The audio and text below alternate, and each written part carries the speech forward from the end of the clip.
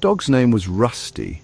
He was a small dog, a terrier mix, with brown fur and white paws. Rusty loved his owner, a kind boy named Billy. They were the best of friends. Every day, Billy and Rusty would go on adventures together. They would walk in the park, play fetch, and snuggle up close at night. One sunny afternoon, Billy took Rusty for a walk in the park. The park was filled with the joyful sounds of children playing and birds singing. Rusty, always excited for a walk, trotted happily beside Billy, his tail wagging excitedly. As they strolled through the park, the scent of hot dogs wafted through the air from a nearby vendor. Suddenly, a loud noise startled Rusty. He pulled away from Billy's grasp, the leash slipping from his hand. Rusty, frightened by the unexpected sound, darted off into the crowd. Billy, caught off guard, called out to Rusty, but the little dog was gone. Rusty ran and ran. He didn't know where he was going. The park, once a familiar haven, now seemed like a maze. The bustling city streets, a stark contrast to the grassy fields of the park, overwhelmed him. The air, thick with the smell of exhaust fumes and unfamiliar scents, made him anxious. He missed Billy's reassuring presence beside him. He was lost. Fear gnawed at Rusty's heart. The familiar scents of the park were gone, replaced by a confusing medley of unknown smells. He wandered through the maze of concrete and steel, his little legs growing weary.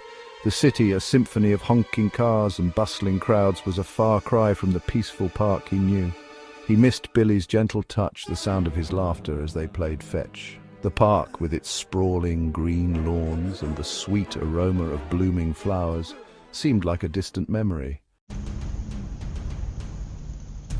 As the sun began to set, casting long shadows across the city, Rusty stumbled upon a group of street dogs. They were bigger than him, their eyes glinting with a hardened edge. They circled him, their barks echoing menacingly in the twilight. Rusty, small and afraid, tried to back away, his tail tucked between his legs. The leader, a gruff Doberman, stepped forward, his growl rumbling like thunder. He challenged Rusty's presence, his words dripping with disdain for the small, lost dog. The other dogs, emboldened by their leader's aggression, joined in, their barks creating a chorus of intimidation. Rusty, though terrified, knew he had to stand his ground. He had to find his way back to Billy.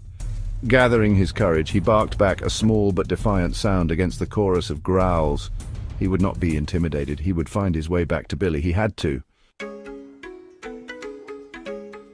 Rusty ran until he could run no more. He was tired, hungry, and scared, but he never gave up hope. He remembered the scent of Billy, the warmth of his touch, the sound of his voice. This memory fueled his determination, urging him to keep going, to keep searching. He had to find his way back to Billy, and then he